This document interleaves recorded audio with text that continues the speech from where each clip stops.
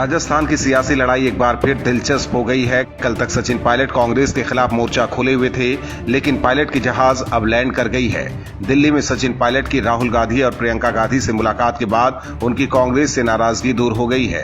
Party उनकी बगावत को शांत कर राहत की सांस ले पाती कि इससे पहले राजस्थान से एक और खबर आ गई है। अब अशोक गहलोत के खेमे के विधायक, जो इस समय जैसलमेर के होटल में है, इस नए घटनाक्रम से नाराज हो गए हैं। दरअसल कांग्रेस विधायकों की बैठक में सीएम अशोक गहलोत के करीबी और कैबिनेट मंत्री ने कहा कि अब बागी विधायकों की वापसी वो नहीं चाहते हैं। उनका ये बयान एक तरफ से अशोक गहलोत का बयान माना जा रहा है, लेकिन अचानक घटनाक्रम बदल गया तो अब ये विधायक खुद को ठगा सा महसूस कर रहे हैं। पायलट कैंप की घर वापसी से जैसलमेर में टिकाए गए विधायकों में नाराजगी बढ़ी है। हालांकि विधायकों की बैठकें लेकर उन्हें मनाने का दौर चलता रहा। इससे पहले सचिन पायलट ने ट्वीट कर सोनिया, राहुल, प्रियंका गांधी सहित कांग्रेस नेताओं को धन्यवाद दिया है। उन्होंने कहा कि वो राजस्थान की जनता से किए गए वादों को पूरा करने के लिए खड़े हैं। इससे पहले उन्होंने मीडिया से बातचीत में कहा कि ये एक वैचारिक मुद्दा था जिसको पार्टी हित में उठाना उचित था। हालांकि पायलट तो मान गए हैं, लेकिन गहलोत गैंग के विधायकों ने अब पार्टी की मुश्किलें बढ़ा दी हैं। देखना होगा कि राजस्थान की सियासी लड़ाई कब किस ओर करवट लेती है, क्योंकि 14 तारीख से विधानसभा सत्र शुरू होने वाला है और गहलोत को विधानसभा विधायकों के साथ पहुंचना है। ऐसे में अगर गहलोत के विधायक नहीं माने तो राजस्थान में एक नया सियासी ड्रामा शुरू हो जाएगा। अभिनेता सुशांत सिंह केस पर बिहार और महाराष्ट्र के बीच जंग जारी है। सीबीआई जांच से बौखलाए उद्धव सरकार अब सुप्रीम कोर्ट पहुंची है।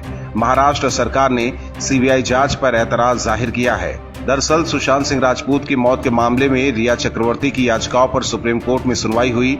इसमें से एक याचिका में रिया ने सुशांत के पिता के सिंह की ओर से पटना में दर्ज कराए गए मामले को मुंबई ट्रांसफर करने की अपील की है। वहीं महाराष्ट्र सरकार के वकील अभिषेक मनु सिंघवी ने भी बिहार में एफआईआर दर्ज करने को गलत बताया है। मामले में उद्धव ठाकरे और रिया चक्रवर्ती को आपत्ति सीबीआई जांच से ही है। दरअसल सुशांत केस में जांच कर रही मुंबई पुलिस मामले की लीपापोती करने में जुटी थी, लेकिन जब बिहार पुलिस जांच के लिए मुंबई पहुंची उसके बाद इस मामले में कई खुलासे हुए और आज उद्धव के बेटे आदित्य ठाकरे पर भी पड़ी है। हालांकि आदित्य अपने को बेगुनाह बताने में जुटे हैं, लेकिन शिवसेना लगातार सीबीआई जांच का विरोध कर रही है। उधर सुशांत के परिवार ने दावा किया है कि रिया ने उन्हें सुशांत से दूर कर दिया था। कुछ दिन पहले रिया चक्रवर्ती ने सोशल मीडिया के जरिए व्हाट्सएप चैट के कुछ स्क्रीनशॉट शेयर किए थे। इसमें उन्होंने दावा किया था कि सुशांत के उनकी बहनों के साथ रिश्ते अच्छे नहीं थे। वहीं अब कुछ और व्हाट्सएप मैसेज के स्क्रीनशॉट सामने आए हैं, जिनमें सुशांत के पिता रिया को मैसेज कर बेटे से बात करवाने की बात कह रहे हैं। ये मैसेज बीते साल 29 नवंबर के बताए जा रहे हैं। इस मामले को लेकर सुशांत के पिता के सिंह ने पटना में रिया चक्रवर्ती पर मामला भी दर्ज करवाया है। इसमें उन्होंने आरोप लगाया है कि रिया ने उन्हें और उनके परिवार को सुशांत से दूर कर दिया था। इस बीच रिया से ईडी लगातार पूछताछ कर रही है। हालांकि खबरों की माने तो ईडी के सवालों का रिया सही से जवाब नहीं दे पा रही है। हालांकि जांच के बाद ही साफ हो पाएगा कि हत्या के इस खेल में शामिल कौन कौन है और सुशांत की हत्या का मकसद क्या था। उर्दू के मशहूर शायर मुनव्वर राणा अपने विवादित बयानों के लिए हमेशा चर्चा में रहते हैं। भारत में रहकर भारत के खिलाफ बयानबाजी करने में राणा माहिर आदमी हैं। एक समय में ये अवार्ड वापसी गैंग का हिस्सा थे और इनको मोदी और बीजेपी सरकार से हमेशा तकलीफ रहती है। शायद होकर भी राणा हिंदू मुस्लिम करने से परहेज नहीं करते हैं। एक बार फिर राणा ने ऐसा बयान दिया है जिस पर विवाद हो गया है। मुनव्वर राणा को भी भारतीय कानून और सुप्रीम कोर्ट पर भरोसा नहीं है। अयोध्या में मंदिर पर सुप्रीम कोर्ट के फैसले को लेकर उन्होंने कहा कि इससे इंसाफ नहीं मिला। उन्होंने कहा कि विवाद में फैसला तो आया, लेकिन न्याय नहीं मिला। मुनव्वर राणा ने कहा कि सुप्रीम कोर्ट के फैसले को मानना अब मजबूरी है और वो इसे मान रहे हैं, लेकिन इंसाफ नहीं हुआ।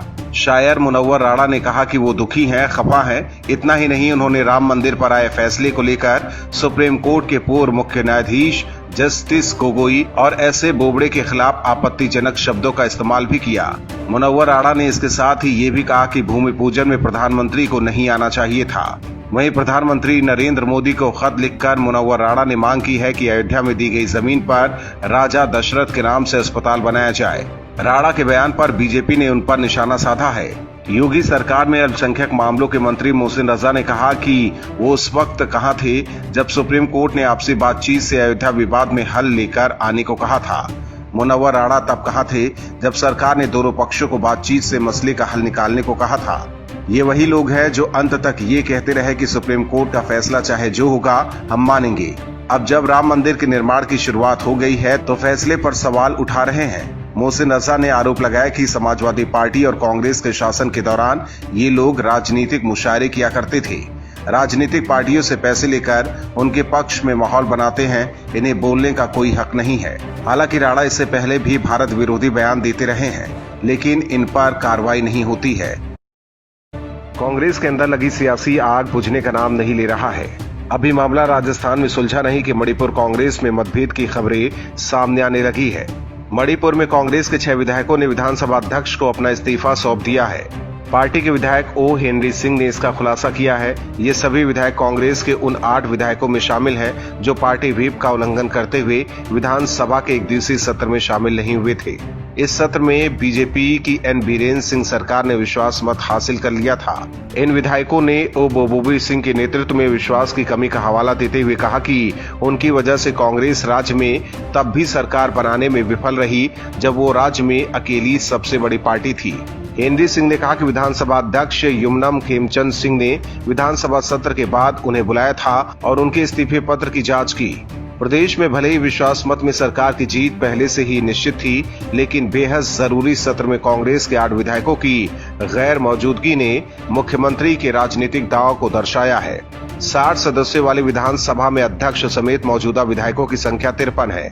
अध्यक्ष बराबर मत होने पर अपने मत का इस्तेमाल कर सकते हैं। इससे पहले विधानसभा के 4 सदस्य अयोग्य ठहराए गए थे और बीजेपी के 3 सदस्यों ने कुछ समय पहले इस्तीफा दे दिया था।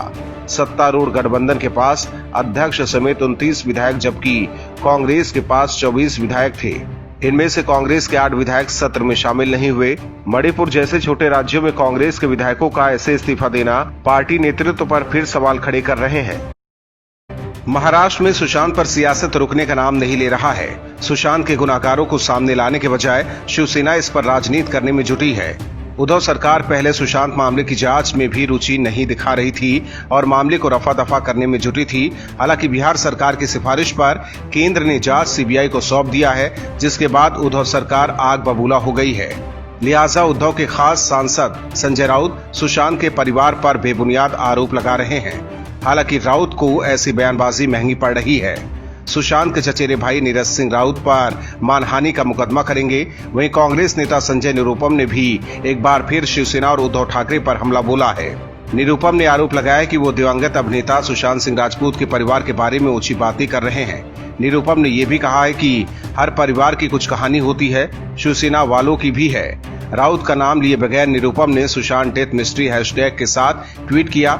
शिवसेना के सांसद सुशांत सिंह राजपूत के परिवार के बारे में ऊंची बातें कर रहे हैं। हर परिवार की अपनी कहानी होती है, शिवसेना वालों की भी बहुत है, लेकिन सुशांत की मृत्यु एक संवेदनशील विषय है। शिवसेना को संवेदनशीलता दिखानी चाहिए, न कि टुच्चापन।